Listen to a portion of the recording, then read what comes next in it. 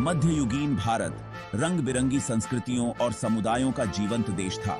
यह काल साम्राज्यों के उत्थान और पतन, कला और साहित्य के उत्कर्ष और लोगों के विभिन्न समूहों के बीच निरंतर संपर्क का गवाह था।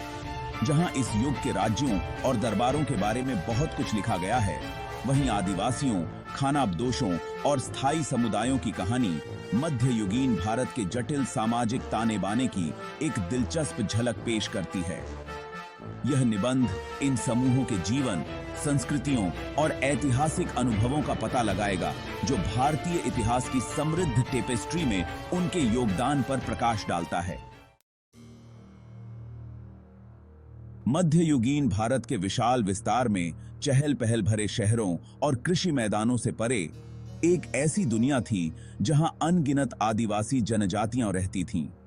ये समुदाय, जिन्हें अक्सर आदिवासी या मूल निवासी कहा जाता है, प्रकृति के साथ पूर्ण सामंजस्य बिठाकर रहते थे।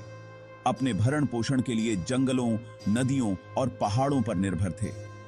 उनके पास अलग अलग भाषाएं, रीति रिवाज और सामाजिक संरचनाएं थीं, जो अक्सर स्थायी समाजों के प्रमुख जाति आधारित पदानुक्रम से काफी भिन्न होती थीं। आदिवासी समाजों में समुदाय की मजबूत भावना और समानता थी। नेतृत्व अक्सर उम्र, ज्ञान या युद्ध कौशल पर आधारित होता था और निर्णय आमतौर पर सर्वसम्मति से लिए जाते थे। उनका जीवन प्रकृति की लय के इर्द गिर्द घूमता था। मौसमी चक्र उनके आंदोलनों और गतिविधियों को निर्धारित करते थे। कई आदिवासियों के लिए जंगल केवल आजीविका का स्रोत नहीं था, बल्कि आत्माओं और देवताओं का निवास स्थान भी था। उन्होंने शिकार, संग्रह और स्थानांतरित खेती के मिश्रण का अभ्यास किया। अपनी तकनीकों को उन विविध वातावरणों के अनुकूल बनाया जहां वे रहते थे।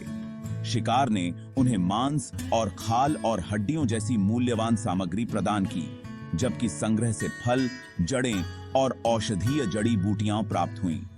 स्थानांतरित खेती, जिसे स्लैश एंड बर्न के रूप में भी जाना जाता है, में भूमि को पुनर्जीवित करने के लिए आगे बढ़ने से पहले अस्थायी खेती के लिए जंगल के टुकड़ों को साफ करना शामिल था। जीवन के इस स्थायी तरीके ने उनके परिवेश के पारिस्थितिक संतुलन को बनाए रखते हुए उनके अस्तित्व को सुनिश्चित किया। जंगल और उसके संसाधनों के बारे में उनके गहन ज्ञान ने उन्हें कुशल शिकारी, संग्रहकर्ता और कृषक बना दिया, जो अक्सर बसे हुए समुदायों द्वारा चुनौतीपूर्ण वातावरण में पनपने में सक्षम थे। अक्सर बसे हुए मध्ययुगीन भारत में सबसे प्रमुख आदिवासी समूहों में गोंड थे, जो मध्य भारत के एक विशाल भूभाग गोंडवाना में रहते थे। यह क्षेत्र, जिसमें वर्तमान मध्य प्रदेश, छत्तीसगढ़, महाराष्ट्र और तेलंगाना के कुछ भाग शामिल हैं, अपने घने जंगलों, उपजाऊ घाटियों और समृद्ध खनिज संसाधनों के लिए जाना जाता था। गोंड कुशल कृषक थे, जो चावल, बाजरा और दालों जैसी फसलों को उगाने के लिए मानसूनी बारिश का उपयोग करने में माहिर थे। वे लोहे को गलाने और धातु के काम में भी उत्कृष्ट थे। उपकरण, हथियार और आभूषण बनाते थे। गोंडों ने एक परिष्कृत सामाजिक और राजनीतिक संगठन विकसित किया, जिसमें शक्तिशाली मुखिया गांवों के समूहों पर शासन करते थे। उन्होंने अपने स्थापत्य कौशल और कलात्मक संवेदनाओं का प्रदर्शन करते हुए किले और मंदिरों का निर्माण किया। उदाहरण के लिए, गढ़मंडला का गोंड साम्राज्य मध्य भारत में मुगल शासकों के अधिकार को चुनौती देते हुए एक दुर्जय शक्ति के रूप में उभरा। मध्ययुगीन भारत के उत्तर पूर्वी इलाकों में असम की हरी भरी घाटियों और पहाड़ियों के बीच अहोमों ने एक शक्तिशाली साम्राज्य की स्थापना की, जो 6 शताब्दियों से भी अधिक समय तक चला। मूल रूप से वर्तमान म्यांमार के रहने वाले अहोम 13वीं शताब्दी में असम चले गए और धीरे धीरे इस क्षेत्र पर अपना शासन स्थापित कर लिया। उन्होंने शासन की एक अनूठी प्रणाली विकसित की, जिसने पड़ोसी राज्यों के प्रभावों के साथ उनकी पारंपरिक प्रथाओं के तत्वों को मिश्रित किया। अहोम कुशल योद्धा और रणनीतिकार थे, जो युद्ध में हाथियों के उपयोग और किलेबंदी और सिंचाई प्रणाली के निर्माण में अपनी विशेषज्ञता के लिए जाने जाते थे। उन्होंने मुगल और अन्य सेनाओं के कई आक्रमणों को विफल कर दिया।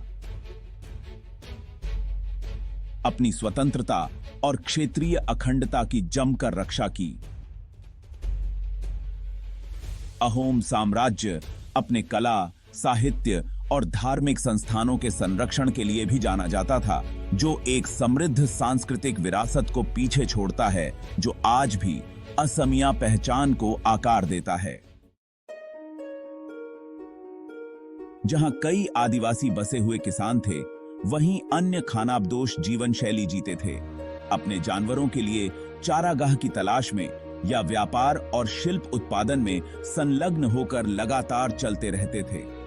बंजारा, गुर्जर और बकरवाल जैसे समूहों सहित ये खानाबदोश समुदाय मध्य युगीन भारत के विभिन्न हिस्सों को जोड़ने में महत्वपूर्ण भूमिका निभाते थे।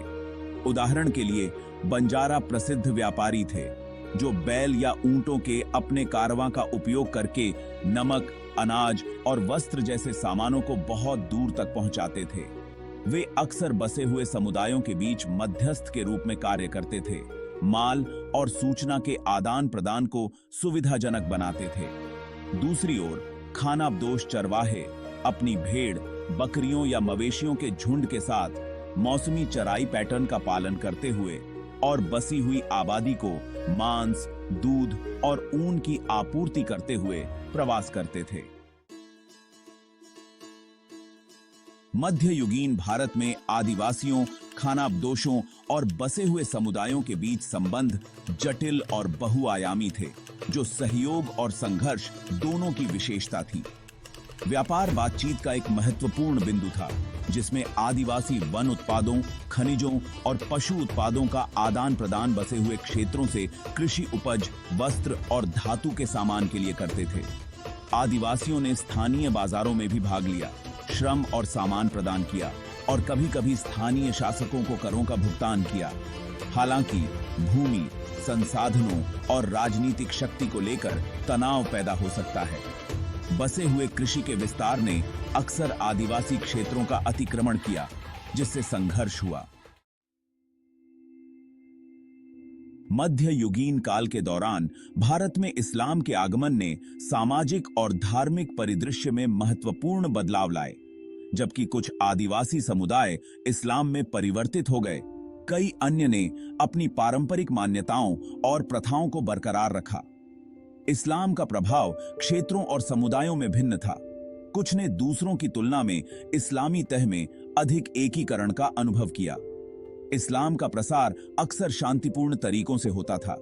सूफी संत धर्मपरायणता और समतावाद के अपने संदेश के माध्यम से धर्मांतरित लोगों को आकर्षित करने में महत्वपूर्ण भूमिका निभाते थे। कुछ मामलों में आदिवासी प्रमुखों ने इस्लाम को अपना लिया और अपनी प्रजा को धर्मांतरण के लिए प्रोत्साहित किया, राजनीतिक गठबंधन और नए व्यापार नेटवर्क तक पहुंच की मांग की। हालांकि जबरन धर्मांतरण और धार्मिक उत्पीड़न भी हुए, खासकर संघर्ष और विजय के दौर में। भारत में आदिवासियों की विरासत मध्ययुगीन काल से कहीं आगे तक फैली हुई है, जो देश के सांस्कृतिक, भाषाई और सामाजिक ताने बाने को आकार देती है। कई आदिवासी भाषाएं, रीति रिवाज और कला के रूप भारत के विभिन्न हिस्सों में फलते फूलते हैं, जो इन समुदायों के लचीलेपन और अनुकूलन क्षमता को दर्शाते हैं। हालांकि भारत में आदिवासी समुदायों को भूमि अलगाव, गरीबी और भेदभाव से संबंधित चुनौतियों का सामना करना पड़ रहा है। इन समूहों द्वारा सामना किए गए ऐतिहासिक अन्यायों को स्वीकार करते हुए भारत सरकार ने उनके अधिकारों की रक्षा, उनके आर्थिक विकास को बढ़ावा देने और उनकी सांस्कृतिक विरासत के संरक्षण के उद्देश्य से नीतियां लागू की हैं। मध्ययुगीन भारत में आदिवासियों, खानाबदोशों और बसे हुए समुदायों की कहानी देश की असाधारण विविधता और विभिन्न सांस्कृतिक समूहों के बीच जटिल परस्पर क्रिया का प्रमाण है। जबकि अक्सर ऐतिहासिक आख्यानों में हाशिए पर रखा जाता है, इन समुदायों ने मध्ययुगीन भारत के सामाजिक, आर्थिक और राजनीतिक परिदृश्य को आकार देने में महत्वपूर्ण भूमिका निभाई। उनकी परंपराएं, विश्वास और जीवन जीने के तरीके आज भी भारतीय समाज को समृद्ध करते हैं, जो हमें राष्ट्र की आत्मा में आदिवासी विरासत की स्थायी उपस्थिति की याद दिलाते हैं। आपका एक लाइक हमें और वीडियो बनाने के लिए प्रेरित करता है। ज्ञानवर्धक जानकारी के लिए हमारे चैनल को लाइक, शेयर और सब्सक्राइब करें।